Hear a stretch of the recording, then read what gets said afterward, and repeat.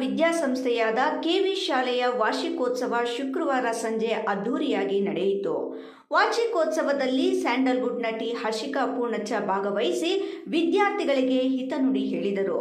ಈ ವೇಳೆ ಮಾತನಾಡಿದ ನಟಿ ಹರ್ಷಿಕಾ ಪೂರ್ಣಚ್ಚ, ದೇಶದಲ್ಲಿ ಮಾತ್ರವಲ್ಲ ಪ್ರಪಂಚದಲ್ಲಿಯೇ ಶಿಕ್ಷಣ ಅನ್ನೋದು ಬಲವಾದ ಆಯುಧವಾಗಿದ್ದು, ಅಂತಹ ಕ್ಷೇತ್ರವನ್ನು ಆಯ್ಕೆ ಮಾಡಿ 10,000ಕ್ಕೂ ಹೆಚ್ಚು ಜನರಿಗೆ ಶಿಕ್ಷಣ ನೀಡುತ್ತಿರುವ ಕೆವಿ ಮತ್ತು ಪಂಚಗಿರಿ ವಿದ್ಯಾಸಂಸ್ಥೆಗಳ ಅಧ್ಯಕ್ಷ ಕೆವಿ ನವೀನ್ ಕಿರಣ್ ಅವರ ಸೇವೆಗೆ ಅಭಿನಂದನೆ ಹೇಳಲೇಬೇಕು.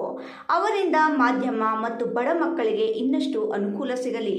ಅವರು ಶೈಕ್ಷಣಿಕ ಪ್ರೀತಿಗೆ ಮೆಚ್ಚಿ ನಾನು ಪ್ರತಿ ವರ್ಷ ಈ ಶಾಲಾ ವಾರ್ಷಿಕೋತ್ಸವದಲ್ಲಿ ಭಾಗವಹಿಸಿ ಒಂದಷ್ಟು ಸಮಯ ಶಾಲಾ ಮಕ್ಕಳೊಂದಿಗೆ ಕಳೆಯಲು ಆಸಕ್ತಿ ವಹಿಸುತ್ತಿದ್ದೇನೆ ಎಂದು ಹೇಳಿದರು.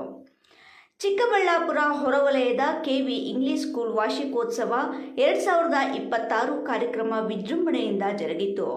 ಕೆವಿ ಕ್ಯಾಂಪಸ್ ಒಳಗಿರುವ ಕೆವಿ ಇಂಗ್ಲಿಷ್ ಐಸಿಐಸಿಐ ಶಾಲೆ ವೇದಿಕೆಯಲ್ಲಿ ನಡೆದ ಅದ್ದೂರಿ ಕಾರ್ಯಕ್ರಮದಲ್ಲಿ ಶಾಲಾ ಮಕ್ಕಳ ವಿವಿಧ ಸಾಂಸ್ಕೃತಿಕ ಕಾರ್ಯಕ್ರಮಗಳಿಗೆ ಚಾಲನೆ ನೀಡಿದ ಚಿತ್ರನಟಿ big boss season winner Harshika Poonacha ಮಾತನಾಡಿ, ಚಿಕ್ಕಬಳ್ಳಾಪುರ ಎಂದರೆ ನನಗೆ ತುಂಬ ಇಷ್ಟ. ನಾನು ಪ್ರತಿ ವರ್ಷ ಚಿಕ್ಕಬಳ್ಳಾಪುರ ಜಿಲ್ಲೆಗೆ ಒಂದಲ್ಲ ಒಂದು ಕಾರ್ಯಕ್ರಮಕ್ಕೆ ಬರ್ತಾ ಇರ್ತೀನಿ.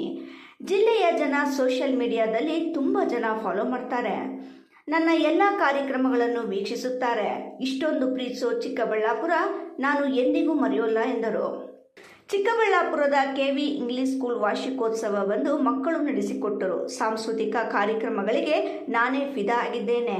ಇನ್ನು ಕೆವಿ ಮತ್ತು ಪಂಚಗಿರಿ ವಿದ್ಯಾಸಂಸ್ಥೆಗಳಲ್ಲಿ 10,000 ವಿದ್ಯಾರ್ಥಿಗಳು ಕಲಿಯುತ್ತಿರುವ ಮಾಹಿತಿ ಕೇಳಿ ತುಂಬಾ ಖುಷಿಪಟ್ಟಿದ್ದೇನೆ.